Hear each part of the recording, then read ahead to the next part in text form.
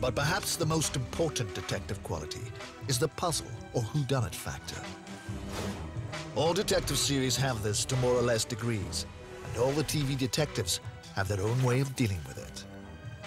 The fact there's been so many TV detective shows over so many years shows that everyone likes a puzzle.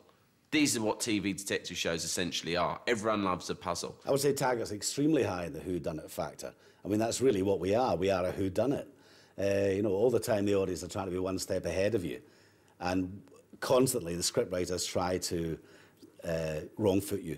It's like crossword, if you like. You know, you give them the clues and you have to work out who done it. That's the joy of it. And we try, by and large, to play fair with that. All the clues are there for the audience to pick up before the final reel.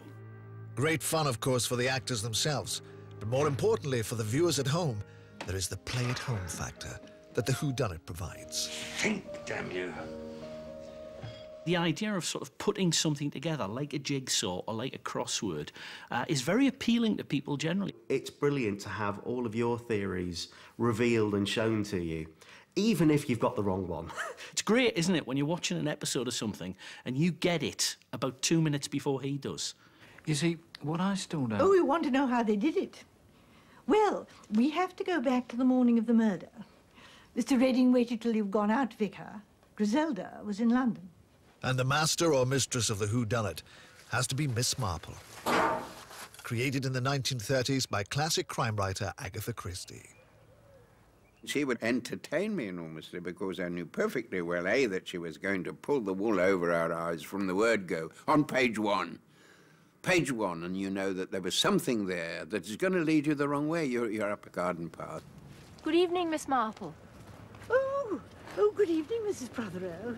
She knew her culture very well. These are not just pieces being pushed around on a board. She wrote about them because she thought that those people embodied certain things about English society, and sometimes the nastiness, the concealed nastiness of what seems to be an ordinary rural or suburban or respectable world.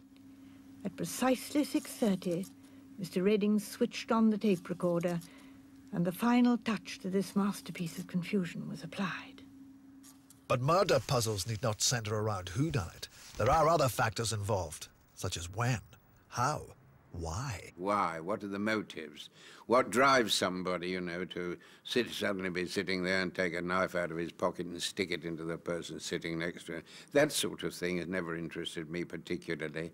Or the procedural one, the whodunit. There's something in these abrasions. It could be gravel. I need to take a sample, please. Where they spend half their chapters, you know, in the forensic laboratory putting little bits of the skull together. I mean, I know absolutely nothing about that. The newer kind of TV drama is less interested in the whodunit. Cracker is a series that's much less interested in, you know, fingering Colonel Mustard, as it were, and identifying who did it, than in the psychology of Colonel Mustard. I cried. Did you cry? I cried. Fitz can work out who did it, you know, and how was it done is usually blindingly obvious, but it's the why.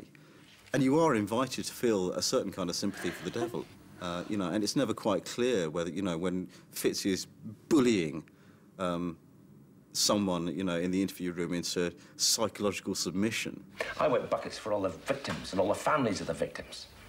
You see, I've been to their homes, Tina. I've seen it. I've seen what violent death does in a family. And in Prime Suspect, they add a cat-and-mouse chase element to the format. DCI Jane Tennyson may know who done it, but she's still got to catch him. Just getting him, that was the story of Prime Suspect. It wasn't who done it. It was he done it, but how do we get him? Boss, the suspect's on the move, and he's with his girlfriend. The lads reckon something's going down.